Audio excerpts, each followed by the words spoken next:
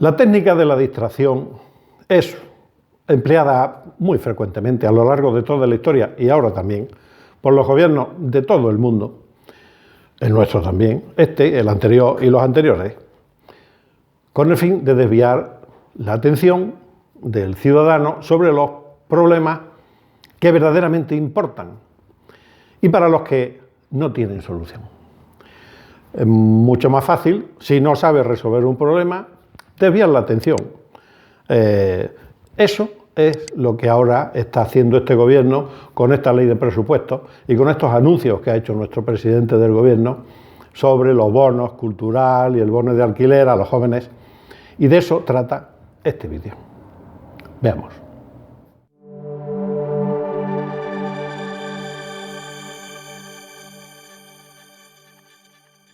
La ley de presupuestos que ha aprobado el Gobierno en el Consejo de Ministros va a pasar ahora a su tramitación en las Cortes y aún es muy pronto pues, para poder hacer un balance o una valoración de las mismas.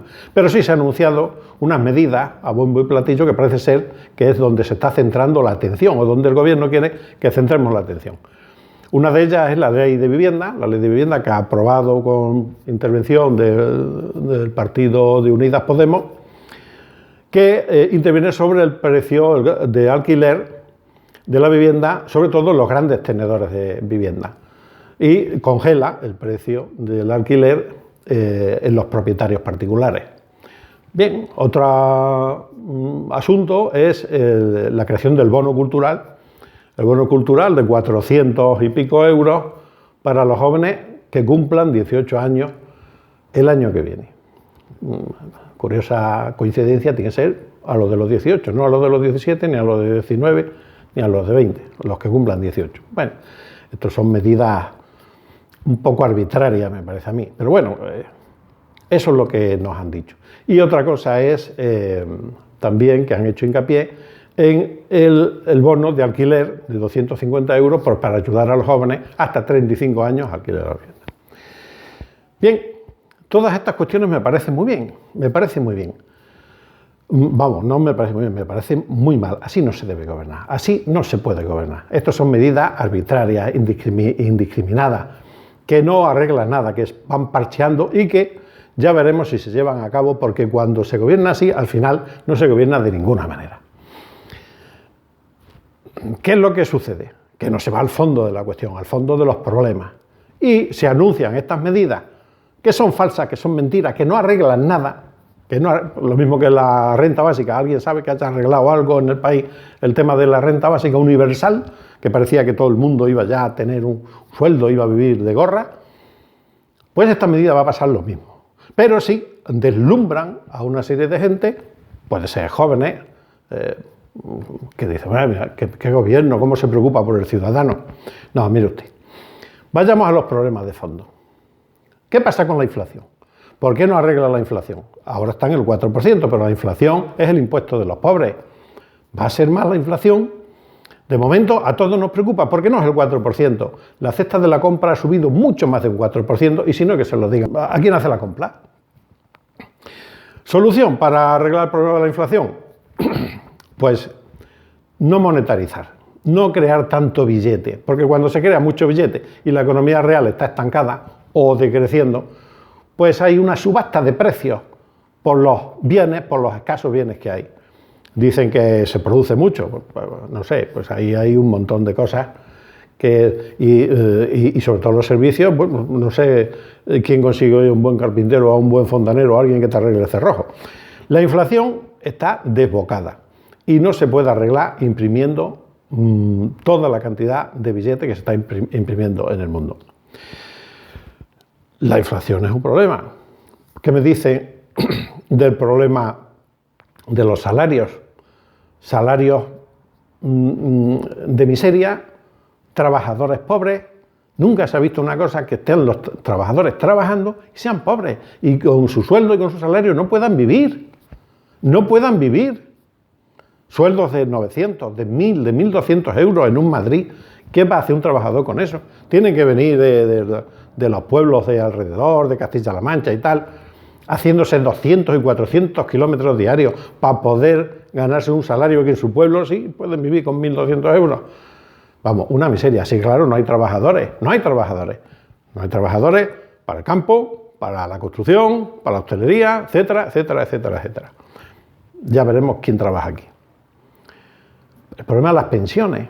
¿Por qué no da el gobierno ya de una vez, este gobierno, el anterior? No se atreven, claro, no se atreven porque no pueden decirle a la gente que es insostenible. Y ahí está el pobre ministro Escrivá, pues haciendo lo que puede, echando globos sonda, que si vamos a trabajar hasta los 70, hasta los 75 años, mire, en el momento que se agote la monetarización y que ya no se pueda por la inflación y tal, como tengamos que vivir de lo que realmente producimos como país, allá vamos. Y yo no creo que tarde mucho, Pero bueno, no quiero poner mal los cuerpos. Pero estos son los problemas a los que el gobierno tiene que responder. Otro de los problemas a los que el gobierno tiene que responder es el problema de la vivienda, efectivamente, el problema de la vivienda. Pero los jóvenes no encuentran unas viviendas a unos precios de alquiler razonables, con estos sueldos y con estos salarios que hay. Pero ¿se va a resolver el problema de la vivienda con los parches que ha anunciado el gobierno? Evidentemente no. En los países donde se ha intervenido el precio del alquiler, llámese Alemania, en Berlín, ha subido el precio del alquiler. Porque se produce el efecto contrario. Se desaparecen las viviendas de alquiler y sube el precio. Desaparecen porque la gente no quiere poner su vivienda en manos de cualquiera. Lo mismo ha pasado en Barcelona, han subido los precios. Entonces, en la vivienda hay que poner unos remedios razonables.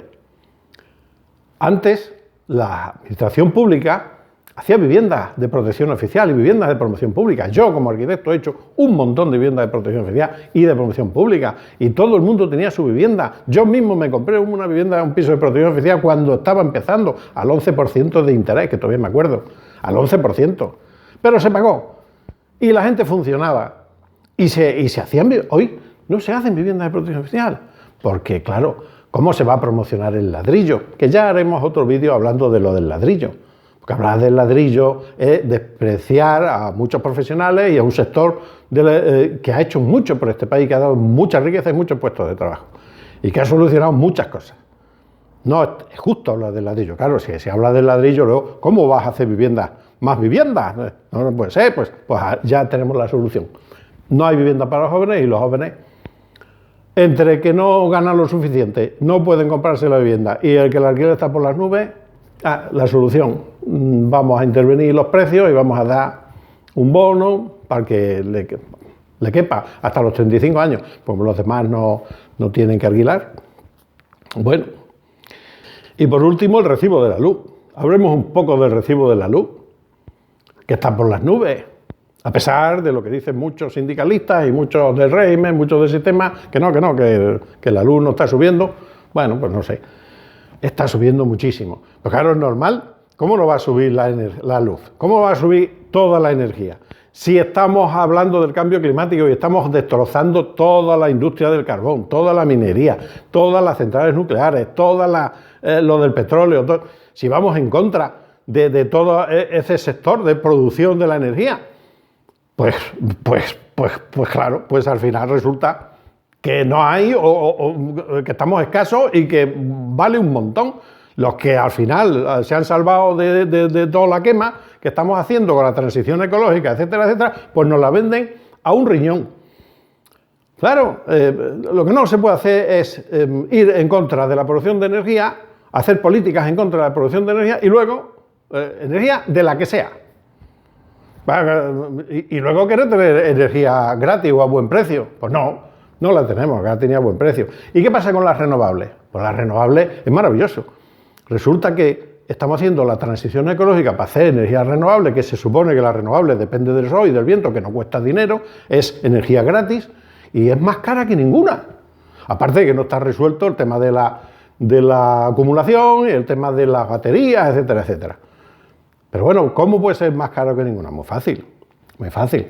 Pues porque no se han hecho la política de las renovables y los acuerdos de las renovables, no se ha hecho con vistas a favorecer al ciudadano, sino con vistas a favorecer a la clase política y a las industrias, que luego se hacen sus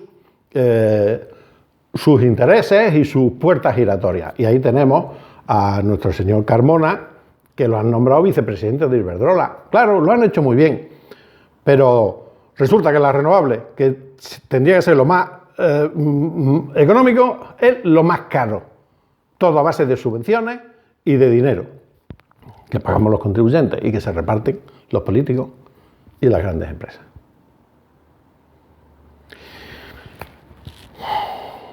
Pues bien, esto es lo que está ocurriendo. Como no se pueden resolver estos problemas, que son los problemas que verdaderamente le interesan al ciudadano, los problemas que nos tienen llenos de incertidumbre, sin prosperar, sin saber qué va a ser de nosotros el día de mañana, pues se nos echan un burro a volar y nos dice, pero no os preocupéis porque a los jóvenes les vamos a dar el día que cumplan 18 años 400 euros para cultura. Eso sí, para los toros no, pero para videojuegos sí. ¿Qué podemos hacer? ¿Qué podemos pensar? La cosa no tiene solución. ¿Y por qué no tiene solución? Pues no tiene solución porque son estos problemas que los políticos, la clase política y los gobiernos de casi todos los países, o de todos los países, son incapaces de resolver. Son problemas estructurales del sistema. No son problemas coyunturales que se puedan resolver haciendo una gestión. Son problemas estructurales del sistema. Y los problemas estructurales del sistema atañen fundamentalmente a la explotación del sector productivo pequeño, de los pymes, de la clase media occidental. Si no tienes una clase media potente y fuerte, el país no funciona. Tienes que tener una clase media fuerte, y la clase media está constituida por los autónomos, los profesionales, los pequeños, los medianos empresarios y sus clases trabajadoras, la sociedad civil, la sociedad productiva. Hay que empoderarla y dígase fuerte. ¿Qué sucede? Que eso no lo van a hacer nunca, porque corre peligro su poder. Su poder. Ellos prefieren tener una sociedad civil en precario, sin recursos, sin economía, sin dinero, que tenga que estar trabajando todos los días y viéndosela todos los días, y ellos mangonear todo lo que quieren. Porque claro, en el momento que los pymes, los autónomos, profesionales, esa clase media que se ha venido abajo, fuera fuerte, el sistema cambiaría. El sistema cambiaría. No se necesitaría monetarización, no se necesitaría muchas cosas que hoy día se están haciendo, pero entonces seguramente, igual que con los gremios antiguos, que dominaron toda la Edad Media y el Renacimiento, hasta Adam Smith y la Ilustración, pues tendríamos bastante que decir en el gobierno de los pueblos y en el gobierno de los países. Pero ahora estamos relegados a esta situación de medio esclavos del siglo XXI, por no decir esclavos completos, y pasan de nosotros olímpicamente. Pero eso sí, mientras que pasen de nosotros, que sepan todos ustedes que esto no tiene solución.